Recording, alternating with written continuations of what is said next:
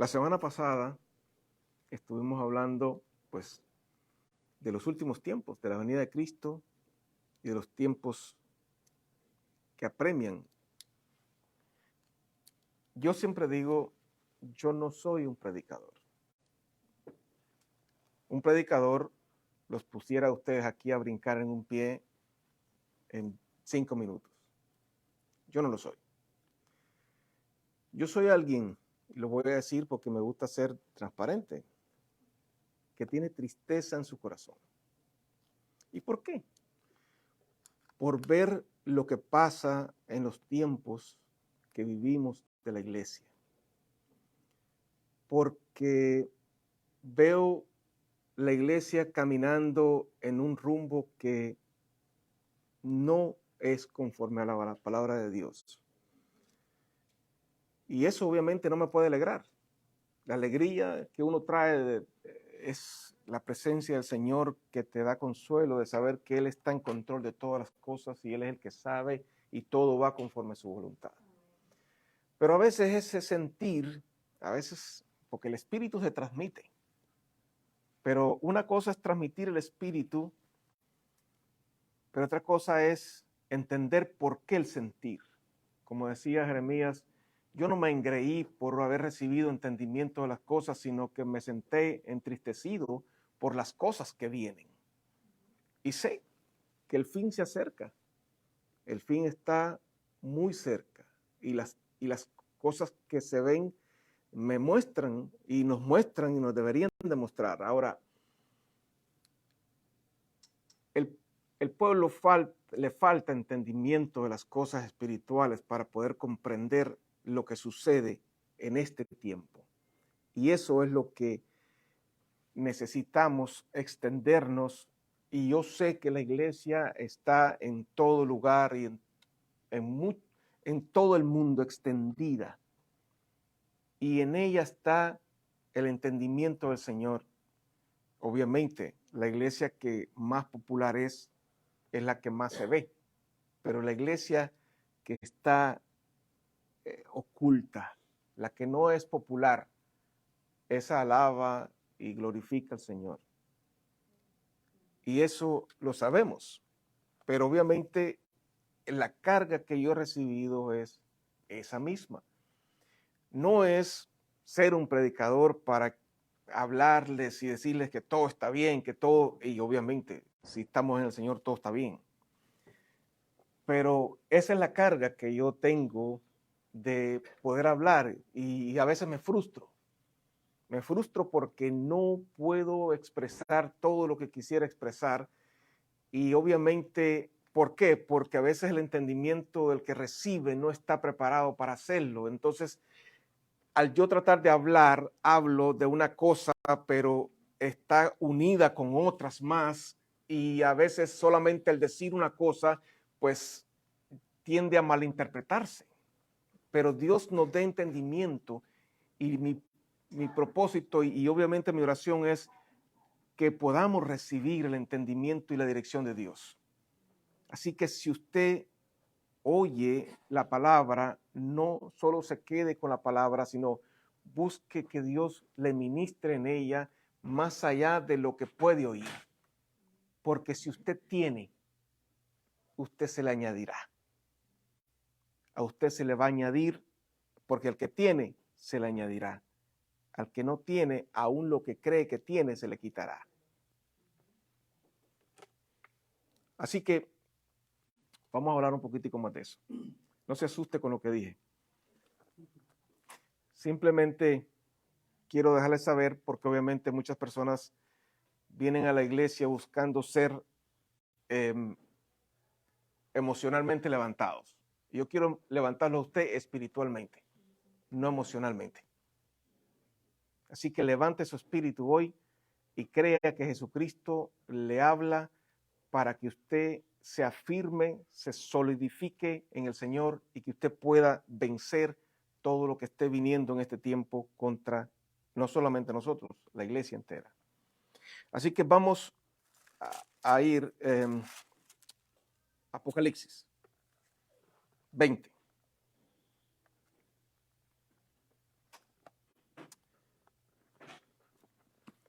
No traigo notas, así que usted pues me ayudará en algún momento.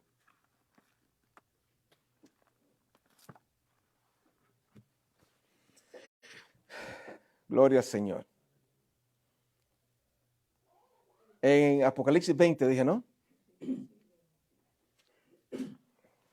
Si ustedes se dan cuenta, siempre estamos batallando contra aquellas enseñanzas que se han establecido y las estamos batallando con la palabra del Señor, porque veo que no, muchas de ellas no tienen base.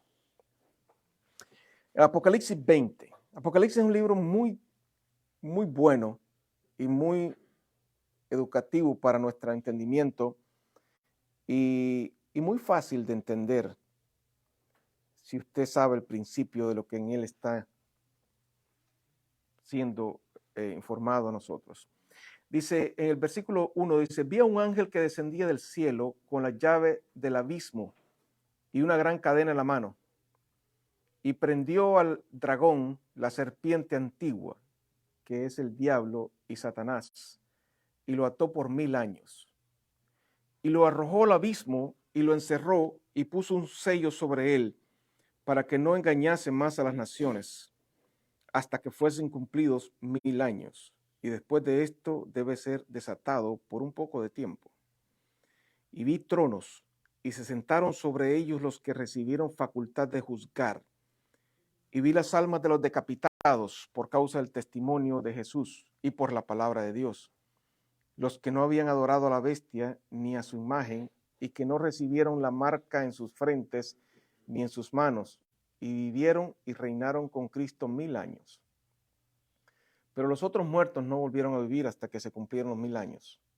Esta es la primera resurrección. Bienaventurado y santo el que tiene parte en la primera resurrección. La segunda muerte no tiene potestad sobre estos, sino que serán sacerdotes de Dios y de Cristo y reinarán con él 1000 años. Cuando los 1000 años se cumplan, Satanás será suelto de su prisión y saldrán a engañar a las naciones que están en los 4 ángulos de la tierra, a Gog y a Magog, a fin de reunirlos para la batalla, el número de los cuales es como la arena del mar. Y subieron sobre la anchura de la tierra y rodearon el campamento de los santos y la ciudad amada. Y de Dios descendió fuego del cielo y los consumió. Y el diablo que los engañaba fue lanzado al lago de fuego y azufre, donde estaba la bestia y el falso profeta, y serán atormentados día y noche por los siglos de los siglos. Y vi un trono blanco, y el que estaba sentado en él, de delante del cual huyeron la tierra y el cielo, y ningún lugar se encontró para ellos. Y vi a los muertos grandes y pequeños de pie ante Dios, y los libros fueron abiertos, y otro libro fue abierto, el cual es el libro de la vida. Y fueron juzgados los muertos por las cosas que están escritas en los libros, según sus obras.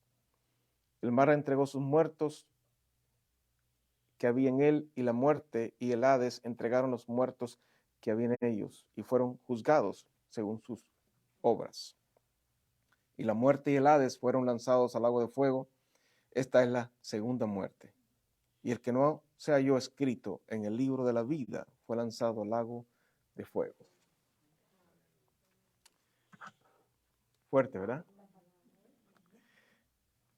Así que esta palabra, pues, obviamente la hemos oído. Es más, en el, ¿cómo se llama? Lo que se escribe en las lápidas de mi papá, escribí esta parte que dice, bienaventurado el que tiene parte en la primera resurrección. La segunda muerte no tiene potestad sobre estos. Esto es lo que, ¿cómo se llama? El prefacio. Sí. ¿Eh? Lo que se escribe en las lápidas. Entonces, eso fue la que la escribí. Ajá. Cuando mi papá murió, le escribí eso en la lápida de él. Pero bueno, obviamente hay mucho que decir aquí, y de lo cual hemos tenido muchísima información.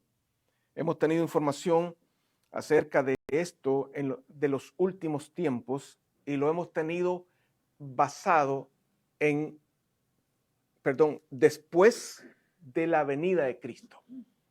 Esa es la parte en la cual no estoy de acuerdo, obviamente, porque no es eso lo que se me enseña, ni lo que puedo ver, porque no lo puedo leer basado nada más en esto, sino en todo lo que está en la palabra. Tenemos que buscar el contexto de la palabra. Así que yo he recibido o recibí la enseñanza de que esto obviamente era el tiempo final cuando Dios, cuando el ángel venía, encarcelaba a Satanás, lo metía 1000 años, y esos 1000 años que estaba encarcelado, pues iba a haber paz en la tierra, no hay muerte, no hay enfermedad, no hay tragedia, no hay nada.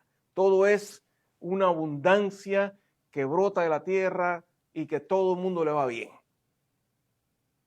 Cosa la cual obviamente no me habla de eso la Biblia por ningún lugar.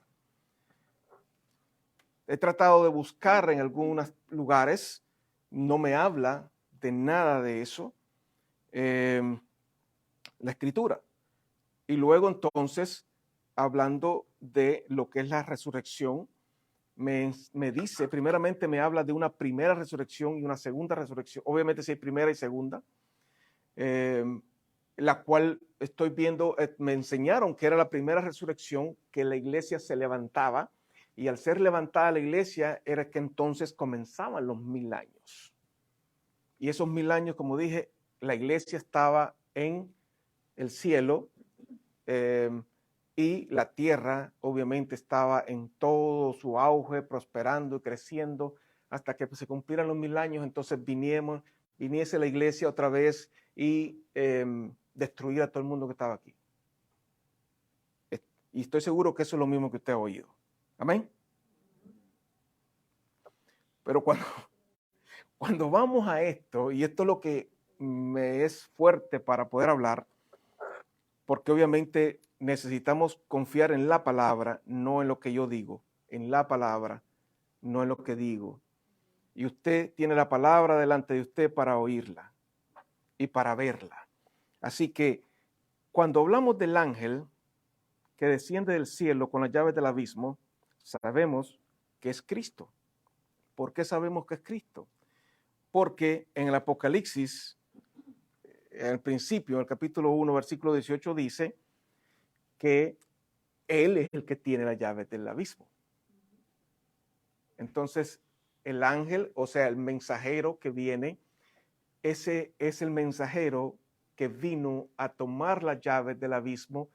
¿Por qué? Porque él vino a quitarle la autoridad a Satanás de todo el mundo. Tenía que ir a la destrucción. Es decir, él le arrebató al diablo las llaves del abismo. O sea, del infierno, vamos a decirlo de esa manera.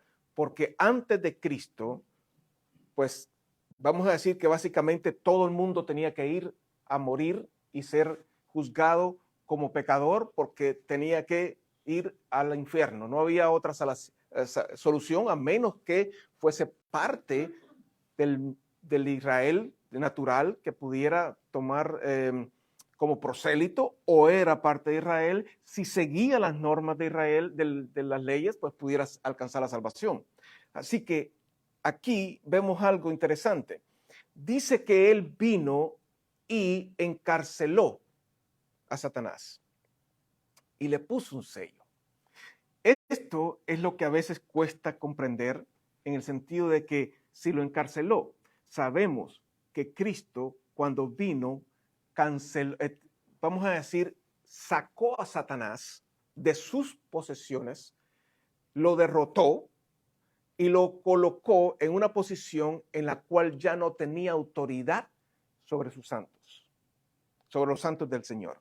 Es decir, que cuando Cristo vino, le quitó las llaves a Satanás y lo sacó de la autoridad que él tenía y lo puso bajo la autoridad de la iglesia. Por eso dice que la iglesia obviamente tiene al diablo bajo sus pies. Lo puso bajo sus pies por la autoridad que le dio. Así que lo sujetó y le puso un sello. Y el sello que la iglesia tiene para mantener separado a Satanás es el nombre de nuestro Señor Jesucristo.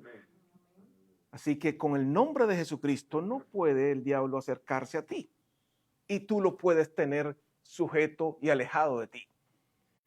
Ahora, esto obviamente, al tomarlo como literalmente encarcelado en un lugar, entonces tendríamos que ver el siguiente paso. ¿Por qué comprender esto de esta manera? Porque tenemos que ver el contexto de todo lo demás. Todo lo demás habla, obviamente, de los que estaban siendo juzgados y decapitados por el testimonio. Pero hay algo interesante, es la primera resurrección. Eso nos marca a nosotros el entendimiento de qué está hablando el Señor. Dije, hay una primera resurrección y hay una segunda resurrección, obviamente. Porque dice, los demás no resucitaron hasta que se cumplieron los 1000 años, ¿correcto? Esa es la segunda resurrección. La primera resurrección dice que reinarán con Cristo 1000 años. Ahora, ¿cómo entender cuál es la primera y la segunda resurrección? Para entender la primera y la segunda resurrección, vamos primero a Juan capítulo 5.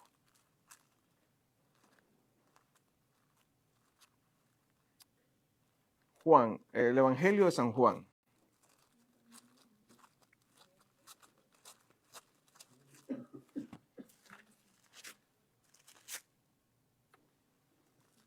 Juan.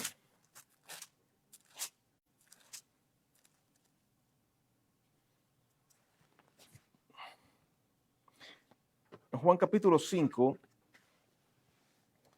dice en el versículo 24. Escucha esto, dice, de cierto digo, el que oye mi palabra y cree al que me envió, tiene vida eterna. Y no saldrá y no vendrá a condenación, mas ha pasado de muerte a vida. De muerte a vida. Así que el que cree en él ha pasado de muerte a vida. De cierto os digo, viene la hora, y ahora es, cuando los muertos oirán la voz del Hijo de Dios, y los que la oyeren vivirán. Es decir, aquí está hablando de una resurrección, pasar de muerte a vida. Pero ¿cuál es? Es la conversión, porque dice, como decía Pablo, todos los que están en Cristo han pasado de muerte a vida, o estando muertos en nuestros delitos y pecados, os dio vida juntamente con él. Es decir, aquí está diciendo, la primera resurrección es cuando tú naces de nuevo, que se le llama el nacimiento, pero no es solamente el nacimiento, sino es el pasar de la muerte a la vida, la muerte espiritual a la vida espiritual. Es decir, que cuando tú te conviertes a Cristo, pasaste de muerte a vida. Y Cristo viene a ser en ti el poder de la vida. Por lo tanto, quiere decir que allá en Apocalipsis está hablando de la primera resurrección. Por eso dice, bienaventurado y santo el que tiene parte en la primera resurrección. Porque está hablando de esta primera resurrección. Ahora, pudiéramos decir, bueno, esta es la resurrección. ¿Y la otra? Bueno, a continuación tiene que mencionar la otra. Dice, porque como el Padre tiene vida, en el versículo 26, en sí mismo, así también ha dado al Hijo el tener vida en sí mismo.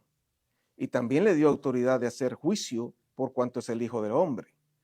No os maravilléis de esto, porque vendrá hora cuando todos los que están en los sepulcros oirán su voz. Y los que hicieren lo bueno saldrán a resurrección de vida.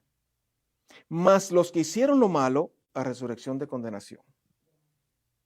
Aquí está la segunda resurrección. Es decir, la primera te está hablando, dice, viene la hora, ahora es. Pero vendrá la hora cuando los que estén en los sepulcros también oirán la voz del Hijo del Hombre y saldrán a resurrección de vida y otros a condenación. Porque ahí menciona ya el momento del juicio, el que va ¿Qué es lo que está mencionando en el Apocalipsis?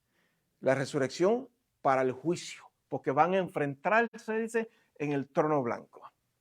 Es decir, que en ese momento de la resurrección de los muertos vendrá entonces el juicio, el cual determinará y será juzgado cada uno por sus obras. Por eso es que en ese punto nosotros debemos de saber que cuando entendemos entonces cuál es la primera resurrección, podemos analizar entonces el resto. Sin entender cuál es la primera resurrección, no podemos comprender de qué se está hablando realmente en Apocalipsis. Por eso, vemos entonces, me fui de ahí, cuando dice, bienaventurado y santo el que tiene parte en la primera resurrección. Bueno, un momentico, en el 5 dice, pero los otros muertos no volvieron a vivir hasta que se cumplieron 1000 años. Es decir, que los otros muertos son los que se mueren físicamente, que no van a ser resucitados hasta después de los 1000 años. Pero los otros muertos, dice, no volvieron a vivir hasta que se cumplieron los 1000 años. Esta es la primera resurrección. Bienaventurado y santo el que tiene parte en la primera resurrección. La segunda muerte no tiene potestad sobre estos, sino que serán sacerdotes de Dios y de Cristo y reinarán con 1000 años. O sea, ¿no nos han dicho que somos sacerdotes de Cristo? ¿Reyes y sacerdotes de Cristo? Bueno, eso es lo que somos. ¿Por qué? Porque Cristo, hoy estamos reinando en Cristo. Y eso es lo que se nos ha enseñado por un lado, que nosotros reinamos en Cristo, que somos sacerdotes porque somos ministradores de los dones de Dios y del culto a Dios. Cada uno de nosotros tiene el templo de Dios en sí mismo. Por lo tanto, se convierte en sacerdote. Tú cuando tienes el templo a tu cargo, te conviertes en un ministrador del culto a Dios porque es el que sirve a Dios. Por lo tanto, haces la oración, haces la administración, haces la adoración a Dios. Así que te conviertes en un sacerdote porque eres la persona que llevas en sí mismo el templo de Dios. Así que eso es lo que eres. Y reyes porque obviamente hay un gobierno. Si hay un reino, hay un gobierno. Por lo tanto, cuando tú reinas es cuando ejerces autoridad. ¿Autoridad sobre qué? Autoridad sobre tu misma vida y sobre tus mismos actos. Autoridad sobre tus mismas decisiones, sobre las cosas que pasan a tu alrededor. Así que tienes autoridad. Por eso dice, reinarán con Cristo 1000 años. Ahora, ¿qué son esos 1000 años? ¿Qué es lo que confunde a la gente? O confunde a algunas personas. Pero yo no creo en la confusión. Yo creo en el propósito del enemigo de llevar un mensaje que pueda provocar confusión a las personas. ¿Para qué? Para que no haya preparación. Para que no nos preparemos para la batalla. ¿Por qué? Porque al pasar los 1000 años dice que el diablo será suelto. Y esa es la parte crítica. Entonces los 1000 años son desde la pasión de Cristo hasta el momento en que el anticristo sea manifestado. ¿Por qué? Porque esos 1000 años son los que la iglesia está ministrando a Cristo en su corazón, ministrando en la iglesia, ejerciendo autoridad sobre todo lo que está a su alrededor. Por lo tanto, ministra como sacerdote y gobierna como rey. Y en esto en Cristo Jesús. Por eso hasta los hogares dice, el que no puede gobernar bien su casa, habla de gobierno. El gobernar nuestras vidas, nuestras acciones, nuestras decisiones son parte de esto. El que no tiene autoridad contra sí mismo para poder ejercer dominio sobre sus acciones entonces quiere decir que no está gobernando en Cristo. Porque eso es lo único que tú puedes ejercer para poder controlar. A veces decimos, Señor, llévame. Pero el Señor te lleva, pero la autoridad sobre tu vida la tienes tú. Él no puede, tú le entregas todo, pero en la salvación está, y esto es importante, en las decisiones que tú tomes. Puede ser que quieras que todo se manifieste y que ver todas las cosas, porque muchas personas quisieran para creer que Dios se les presentara y les dijera todo. Pero es que no es así. ¿Por qué? Porque Dios no lo puede hacer, sí, pero la salvación consiste en llevar a tu corazón la fe de creer en algo que no ves y que cuando tomes el paso lo llegarás a ver, no con tus ojos naturales, sino con los espirituales. Porque el dicho de todo ser humano es hasta no ver, no creer. Y yo digo, es verdad. Hasta que yo no veo, no creo. Pero yo tengo dos maneras de ver, con mis ojos naturales y con los ojos espirituales.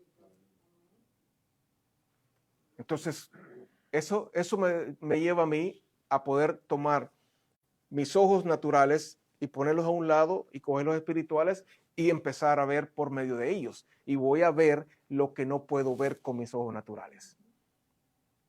Por eso es importante que nosotros tomemos en cuenta que hay un gobierno, hay una autoridad que me da a mí la capacidad de alcanzar la salvación por medio del reinado que en Cristo Jesús. Y obviamente Dios nos ha dado la autoridad y el sello para poder mantener al enemigo atado durante, dice, estos 1000 años. Pero luego dice que será suelto por un poco de tiempo. Y esa es la parte peligrosa. Porque esa es la parte donde Él viene con todo poder de hacer milagros engañosos. ¿Se acuerdan que lo vimos en Tesalonicenses la semana pasada? Si quieren lo vemos un momentico. En Tesalonicenses,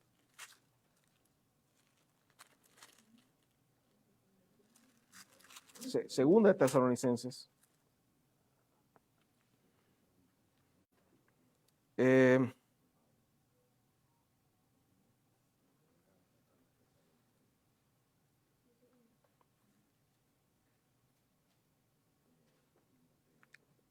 el capítulo 2, perdón que no lo había hecho. No lo vamos a leer todo. Bueno, sí. En el versículo 1 dice, con respecto a la venida de nuestro Señor Jesucristo y nuestra reunión con Él, os rogamos, hermanos, que no os dejéis mover fácilmente de vuestro modo de pensar, ni os conturbéis ni por espíritu, ni por palabra, ni por carta como si fuera nuestra, en el sentido de que el día del Señor está cerca. Nadie os engañe en ninguna manera, porque no vendrá sin que antes venga la apostasía y se manifieste el hombre de pecado, el hijo de perdición, el cual se pone y se levanta contra todo lo que se llama Dios y es objeto de culto, tanto que se sienta en el templo de Dios como Dios, haciéndose pasar por Dios. ¿No os acordáis que cuando yo estaba con vosotros, todavía con vosotros, os decía esto? Y ahora vosotros sabéis lo que lo detiene, a fin de que a su debido tiempo se manifieste. Porque ya está en acción el ministerio de la iniquidad, solo que hay quien al presente lo detiene hasta que él a su vez sea quitado de en medio. Y entonces se manifestará aquel inicuo a quien el Señor matará con el espíritu de su boca. Que lo podemos ver ahí en Apocalipsis, que le salía una espada de la boca.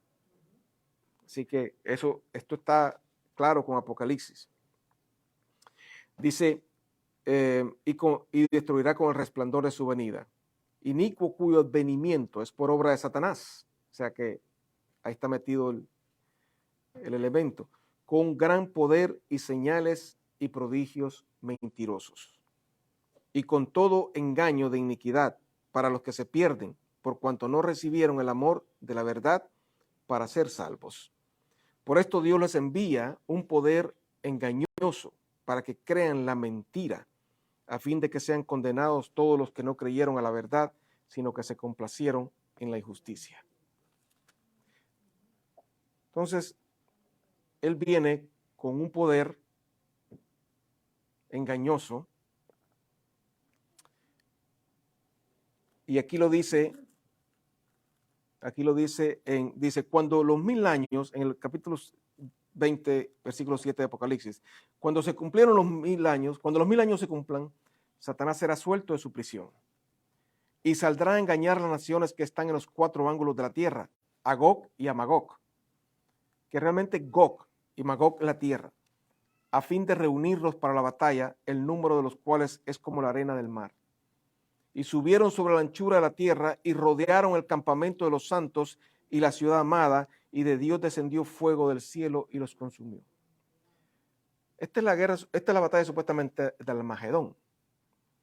Lo que a veces no analizamos es que aquí está diciendo como que va a venir a rodear un campamento y que la gente está en el medio y que todo el ejército como la arena del mar está alrededor. Y de los 4 confines de la tierra se reunirán. Esto es lo que a veces hemos pensado o se nos han enseñado que el anticristo va a congregar a toda la humanidad contra Israel, el Israel natural. Pero aquí no está hablando del Israel natural, está hablando del Israel espiritual, porque es la iglesia, la que es nacida, la que resucitó de entre los muertos y que obviamente es la iglesia que es el cuerpo de Cristo. Así que Gog, en la tierra de Magog, es el enemigo que vino a engañar y promovió el engaño, dice, todo alrededor de toda la humanidad, obviamente en todo el mundo, promovió el levantamiento contra la iglesia, pero dice Satanás porque es el adversario y el engañador. Él viene con el poder engañoso para confundir la iglesia. ¿Qué es lo que está viniendo a hacer? Esto es el punto del anticristo, en el cual él está levantando la humanidad y está recibiendo poder para eso, para venir a engañar la iglesia. ¿Por qué? Dice, porque los rodean el campamento de los santos. Y el campamento de los santos es la iglesia de Dios. Así que rodeados, la iglesia es buscar cómo engañar la iglesia y de esa manera venir a tratar de confundirla, mezclándole obviamente la apostasía, que es la confusión que la iglesia ha tenido en los últimos tiempos para alejarse del camino de la justicia e involucrarse en todas las cosas terrenales, para buscar las posesiones terrenales y buscar el engrandecimiento terrenal y alejarse de buscar, obviamente, las cosas del Señor. Y esto, obviamente, es lo que está sucediendo en nuestros tiempos y el ignorarlo no nos permite defendernos. ¿Qué quiere decir? Que si ignoramos que este es el tiempo de los 1000 años, que el enemigo se ha levantado, que este es el final de los 1000 años, cuando el enemigo se ha levantado con la apostasía para sembrarla en la iglesia, para llevarla al corazón de la iglesia y poder apartarlos del camino de la visión espiritual, para sentarlos en una posición en la cual pensamos que todo va bien y lo único que necesitamos es prosperar aquí en esta tierra. Porque eso es lo único que necesitas, prosperar en esta tierra según el mensaje que estamos recibiendo. Porque de eso depende que seas bendecido o que no seas bendecido. Por lo tanto, cuando tú no estás preparado para eso, tú no puedes discernir el mal por ningún lado.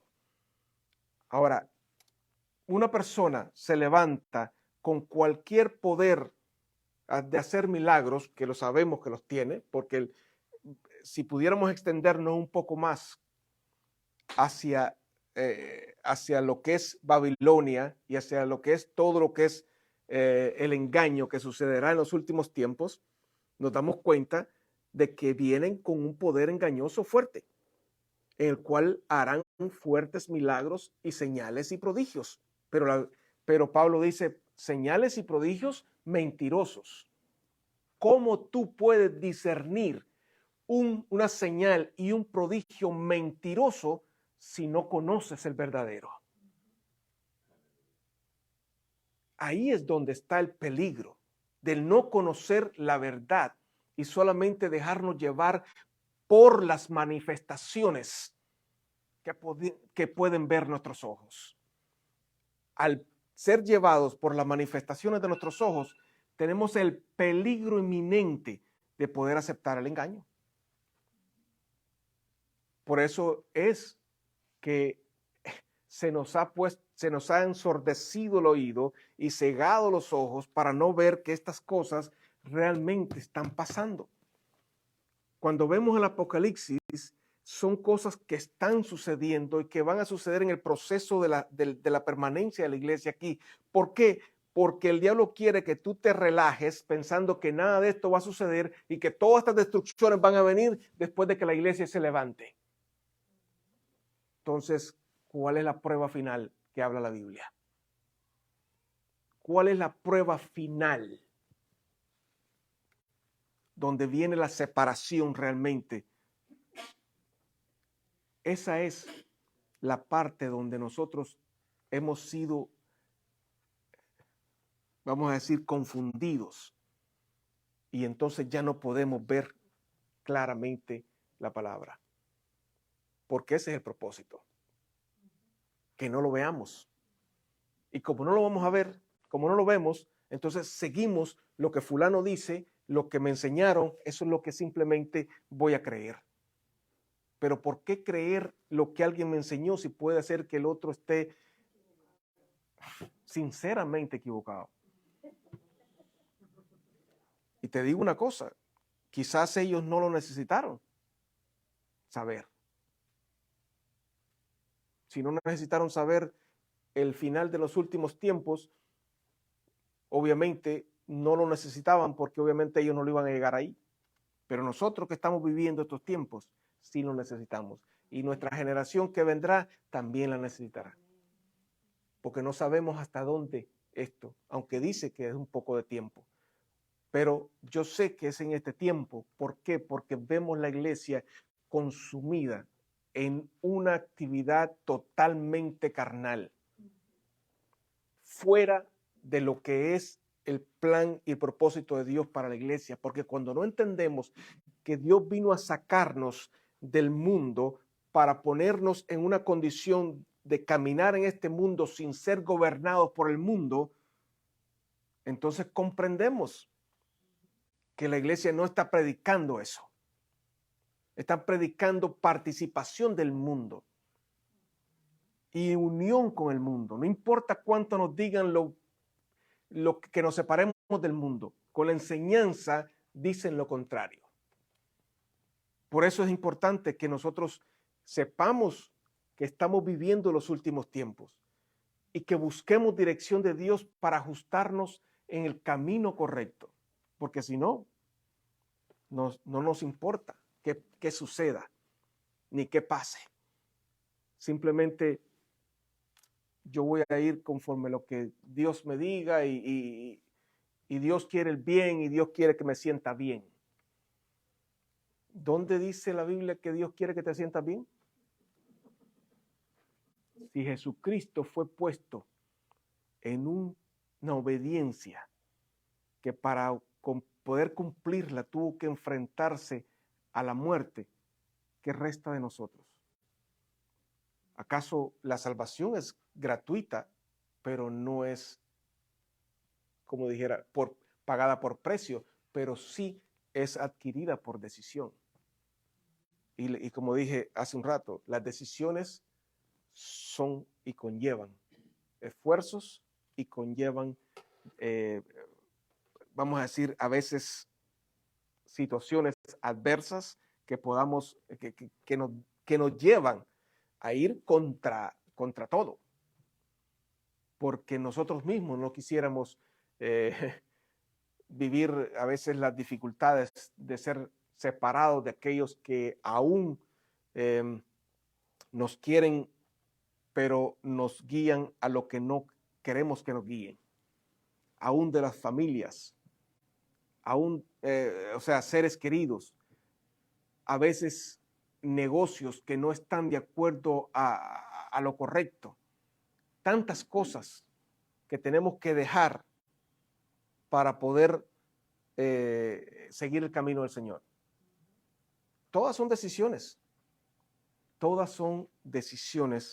que en ellos tienes tú que poner tu convicción y tu fe. Por eso yo creo firmemente en que este es el tiempo en el cual la iglesia tiene que empezar a ver el camino antiguo. Necesitamos empezar a ver los caminos antiguos, porque cuando llegue el momento, habla del sello de la bestia.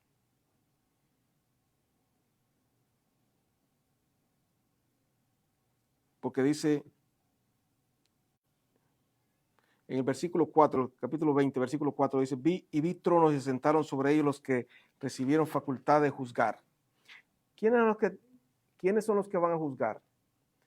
Dice tronos porque Jesús le dijo a los apóstoles, mira esto interesante, Jesús le dijo a los apóstoles, ustedes van a recibir 12 tronos sobre los cuales van a juzgar. Así que los tronos son los apóstoles que estarán juzgando. ¿Por qué tienen manera de juzgar? Porque ellos pusieron la palabra. Ellos escribieron la palabra y la escribieron tal cual vieron, tal cual oyeron. Por eso es lo interesante, escucha esto. Y vi las almas de los decapitados por causa del testimonio de Jesús y por la palabra de Dios, los que no habían adorado a la bestia ni a su imagen. Y esta es interesante porque la imagen de la bestia es una imagen atractiva y es la imagen que se nos ha presentado muchas veces y se presenta de un evangelio obviamente distorsionado de la imagen de Cristo. Y quizás Dios te dé entendimiento sobre esto, porque la imagen de la bestia es aquella prosperidad que nos han presentado, la cual creemos que en eso está Dios. Esa imagen que nos han presentado, nos han distorsionado porque Dios nunca nos presentó esa imagen a nosotros. Dios nos presentó una imagen que es la imagen de Cristo, con la obediencia, con la bendición y con el contentamiento del corazón y muchas cosas más. Y dice, y no recibieron la marca en sus frentes ni en sus manos. Esta marca creemos nosotros que es un sello que nos van a poner, que es un chip que nos van a sembrar ahí dentro y nada que ver con eso. ¿Por qué? Porque lo espiritual no se gobierna con lo material. Yo puedo tener un chip metido ahí y no pasa nada.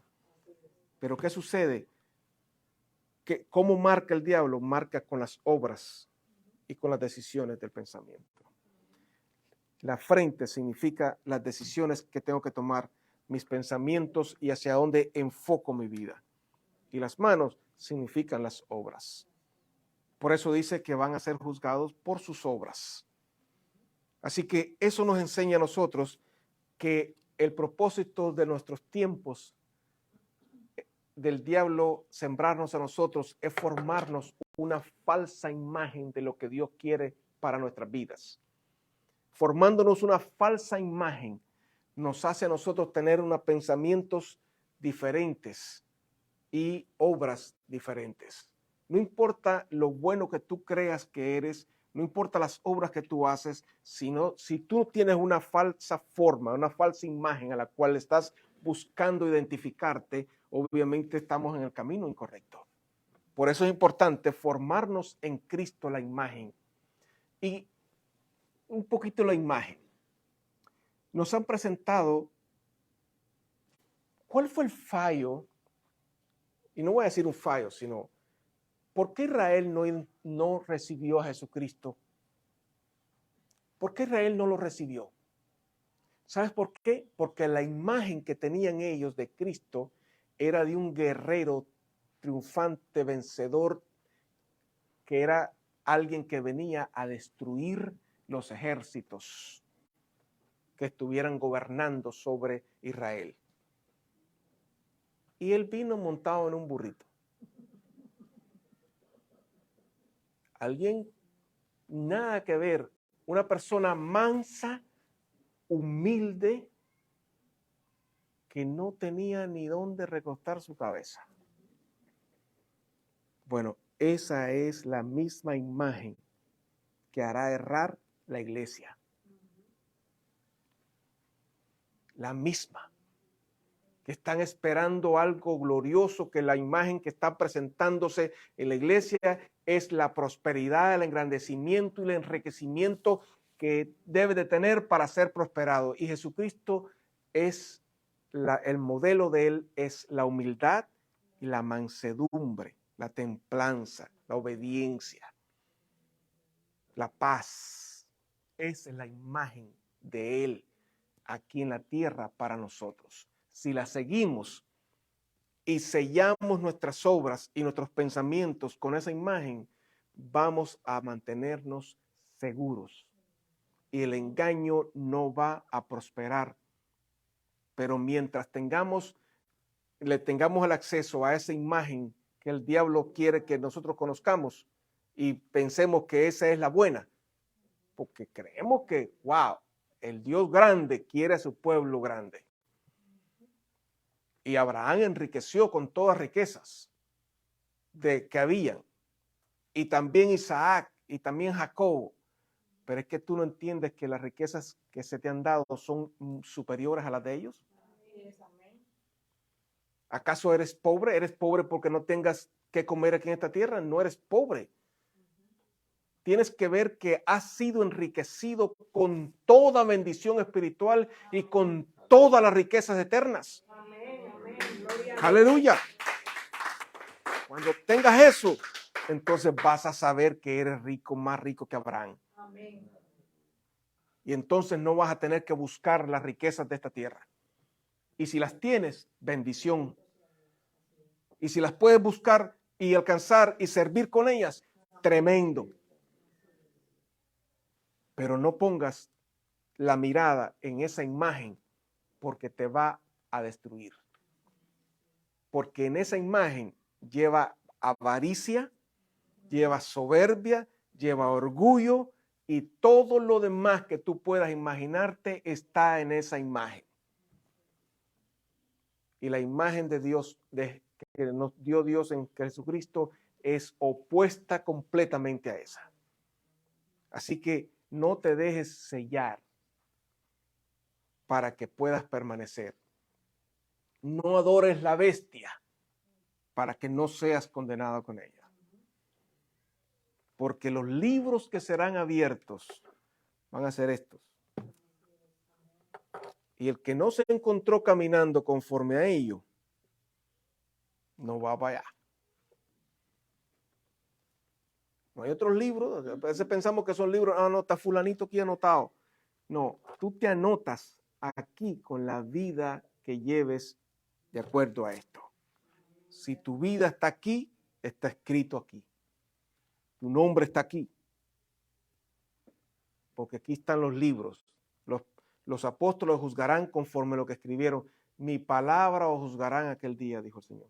Yo no los voy a juzgar, dijo. Lo que dije es lo que va a juzgar nuestras vidas. Así que serán levantados estos libros que están aquí y nos dirán si estuvimos con ellos o no estuvimos. Yo no entendí. Bueno, imagínate. ¿Qué te puedo decir? Hay algo que dice la Escritura. Dice que si alguien supo la verdad e hizo lo malo, será juzgado, será castigado más del que lo hizo no sabiéndolo. Así que vamos a ver si te defiendes por ahí. Pero bueno, la idea es que nosotros podamos preservarnos de las artimañas del enemigo y no permitiendo que las cosas que estén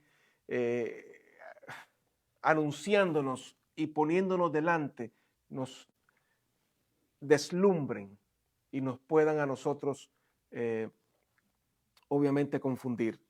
Quiero decirles que, como les dije anteriormente, Apocalipsis no es tan difícil. Cuando tú ves caballos, personas montadas en los caballos, igual que Cristo viene montado en un caballo. Cristo, los caballos representan los hombres y obviamente es la iglesia, ¿no? Y Cristo viene obviamente sobre su iglesia para levantarlos. Y asimismo puedes ver también a otros jinetes, el jinete negro, pueden ser demonios montados sobre los hombres. Así que tienen muchas cosas en el Apocalipsis que son de mucha instrucción y de mucho entendimiento para nosotros en nuestros tiempos, que nos ayudarían realmente a ver cómo prepararnos para nuestros días. Pero el problema es que todos lo están viendo por lo físico.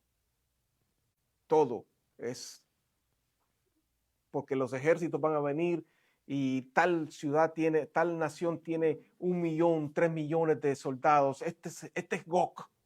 Dicen que Gog es Rusia y que Magog no sé quién más es. Pero realmente es Gog, en la tierra de Magog. ¿Y cómo lo entendemos? Cuando leemos en Ezequiel, porque Ezequiel fue el que habló de Gog y Magog. Así que ahí está todo lo de Gog y Magog. Gog, que Magog, como dije, es la tierra.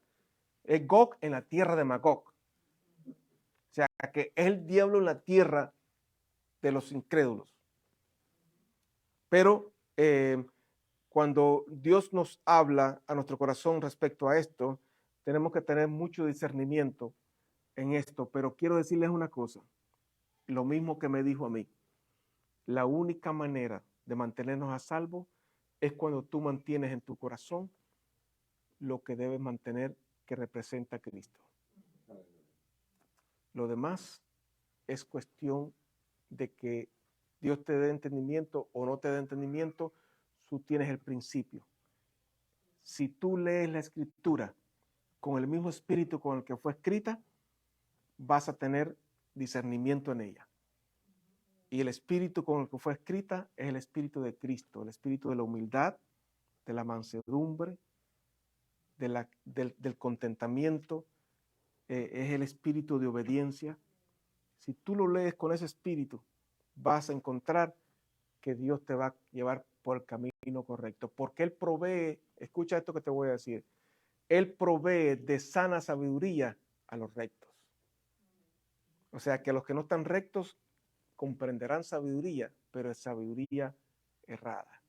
Eso lo dice en Proverbios. Él provee de sana sabiduría a los rectos y es escudo a los que caminan rectamente. Por eso, la única manera de escudarse es caminar rectamente. Y la única manera de recibir sabiduría correcta y sana es cuando tú tienes rectitud en tu corazón. Y no hay manera de tener rectitud si no tenemos el Espíritu de Cristo. Y el Espíritu de Cristo nos enseña el camino de la verdad, de la humildad, de la mansedumbre, de la templanza, de este espíritu. Ahora, si yo leo la Biblia con el espíritu de soberbia, en ella me alimentaré. Y si lo leo con el espíritu de avaricia, en ella me alimentaré. Porque también el espíritu del mal encuentra en ella su alimento. Y por eso es que el enemigo la utiliza para levantar su imperio. Pero tú tienes que saber que el imperio de Jesucristo está detrás de lo visible. Porque lo que usa el enemigo es lo visible, pero tú usas lo invisible. El Espíritu te hace ver lo que está detrás, porque la luz de Cristo es la que te alumbra lo que está en tinieblas. Por lo tanto, cuando tú tienes la luz de Cristo, ves lo que ves, pero no te dejas llevar por lo que ves, porque está detrás de lo que ves la información que agarrará tu corazón para vivir. Amén. Gloria al Señor. Vamos a cerrar dándole gracias al Señor, porque yo sé que esta información es quizás muy corta para poder llevar, para sentar nuestro corazón en ella, pero creo firmemente que el Señor te ha puesto aquí hoy simplemente porque quería que tú oyeras esto. Si no, no te hubiese puesto aquí. Y como aquel que dice que oye la palabra y piensa en otros, Dios estará también teniendo en cuenta a todo el que quiera tener en cuenta. Y todo el que quiera oír, oirá. Y el que no quiere Dios que oiga, no oirá. Pero gracias, Padre, por abrir nuestro entendimiento. Y gracias por permitirnos hablar de esto, Padre, no porque creamos tener una verdad, sino porque buscamos entendimiento en ella, teniendo, Señor, en nuestro corazón el principio de la vida en Cristo Jesús. Padre, permite que el Espíritu de Cristo esté en cada uno de nosotros, Señor, para darnos dirección. Que cada uno de nosotros clamemos por el Espíritu de Jesús, para que en ese Espíritu seamos, Señor, justificados en nuestro camino, para que no nos apartemos ni a diestra ni a siniestra. Que pongamos nuestros ojos, Señor, directos a la forma que Cristo nos dejó, para que vayamos viendo como un espejo y siendo transformados por el Espíritu de Cristo en esa forma gloriosa que Él nos dio. Señor, para que seamos de un solo sentir, en un solo camino dirijamos nuestros pasos. Padre, que estas palabras no traigan confusión, sino que sean reposadas en nuestro corazón. Reposen y que sean, Señor, para luz, para que tú, conforme a eso, des sabiduría a cada corazón, Padre. Ellos no serán para contender con ello, sino para buscar entendimiento en ello, Padre. Abre su corazón y su espíritu, Señor, se inquiete, porque hay espíritu de que los inquietará a buscar, a inquirir en tu palabra, a buscar tu lugar secreto, donde está tu voluntad, donde comprenderán tu doctrina, donde entenderán los tiempos en los que viven. Gracias, Padre, porque tú nos haces, Señor, fortaleza, nos haces sabiduría y nos haces justificación en Cristo Jesús. Gracias, Padre. Gracias, Jesús. Amén, Señor.